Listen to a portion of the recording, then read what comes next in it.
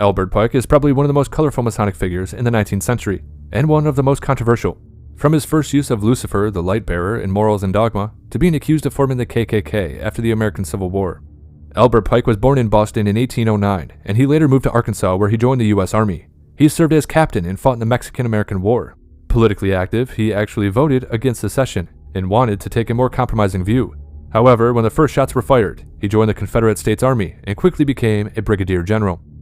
At the conclusion of the American Civil War, he was imprisoned and later released when Andrew Johnson became president. Johnson was also a Freemason. So yeah, they look out for their own, that's for sure. During his lifetime, he was an avid Mason and prolific writer. Albert Pike became the Grand Sovereign Commander of the Scottish Rite's Southern Jurisdiction in 1869, and served until his death. He is also credited with spreading Scottish Rite Freemasonry across North America. Albert Pike died in Washington, D.C. in 1891. Pike is the only Confederate to have a statue in the Capitol to this day. Well, actually, the statue was torn down during the riots of 2020, so there's that.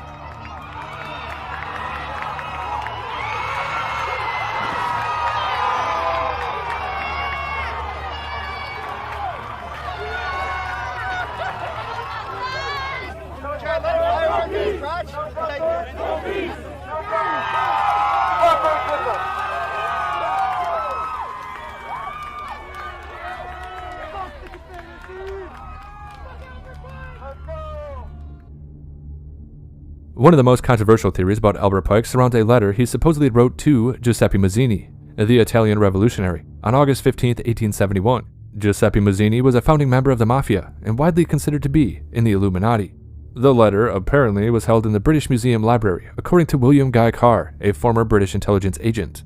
This guy, William Carr, wrote a book in 1925, based on a different book by Cardinal Caro y Rodriguez of Santiago, Chile, entitled The Mystery of Freemasonry Unveiled, which was also written in 1925. So, according to William Carr and Cardinal Caro, the letter was a description of a vision that Albert Pike had, and it showed how the 3 world wars had been planned for many generations. Again, this was supposedly written in 1871, and I quote, "The First World War must be brought about in order to permit the Illuminati to overthrow the power of the Tsars in Russia, and of making that country a fortress of atheistic communism. The divergences caused by the agents of the Illuminati between the British and Germanic empires will be used to foment this war. At the end of the war, communism will be built and used to destroy the other governments and to weaken religion." So, did he get that one right? Well, students of history will recognize that the political alliances of England on one side and Germany on the other, forged between 1871 and 1898 by Otto von Bismarck, were instrumental in bringing about the First World War. So, pretty good, pretty good.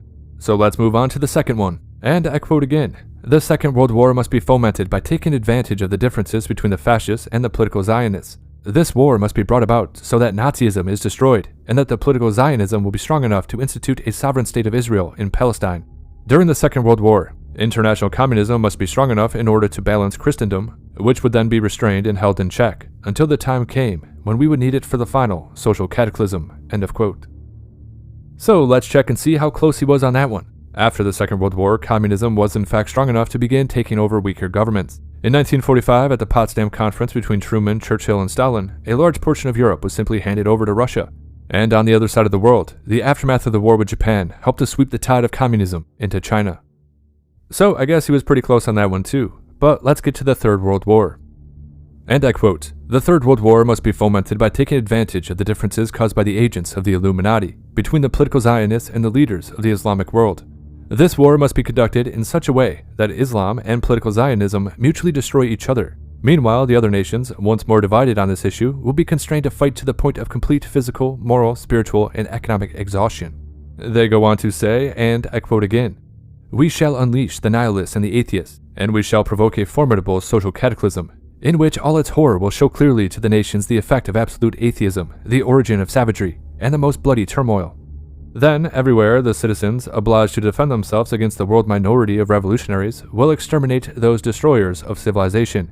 And then the multitude of masses, disillusioned with Christianity, whose deistic spirits will from that moment on be without compass or direction, anxious for an ideal, but without knowing where to render its adoration, will receive the true light through the universal manifestation of the pure doctrine of Lucifer, brought finally out into public view. This manifestation will result from the general reactionary movement, which will follow the destruction of Christianity and atheism, both conquered and exterminated at the same time." So let's check and see how close he was on that one. And so to a lot of people, the use of the word Illuminati is highly suspect. The Illuminati, or the Bavarian Illuminati, as it is also known, was the brainchild of Adam Weishaupt, who himself was a Freemason. Well, it was formed in 1776, and it took many of its precepts from Freemasonry. At its zenith, the organization had as many as 2,500 members, but by 1790, it had conflicts with the Prussian Rosicrucians. And by 1800, this group was banned by many European countries, and eventually closed its doors during the anti-Masonic sentiment of the 1820s and the 1830s. So, I suppose most people dismiss this because they assume that in 1871, when Pike's letter was purportedly written, well, they assume that the Illuminati did not exist anymore. Or perhaps the Illuminati just receded into the shadows. Just because they were banned and officially disbanded didn't mean they really disbanded. And of course, many people just assume that they merged with the Freemasons, as Adam Weishaupt was a Freemason. So, again, I have no idea. It sounds to me like this group was receiving some heat and just went underground. And on top of that, it does make their little club a little bit more exclusive, doesn't it? I would imagine that was a huge marketing success for them. After all, getting banned by governments just adds to your underground street cred, no doubt, right? However, that's neither here nor there. Another inconsistency is the use of the word Zionism and Nazism. The use of the word Zionism did not take place until after Pike's death, and Nazism was not used until the 1920s. Also, Muslims were often referred to as Mohammedans, and the term Islam was not in the common vernacular. So there's a few questions we have to ask. Let's just assume that Albert Pike did not write this letter, and it was just conceived of by those two other guys in 1925, the ones who were investigating Freemasonry.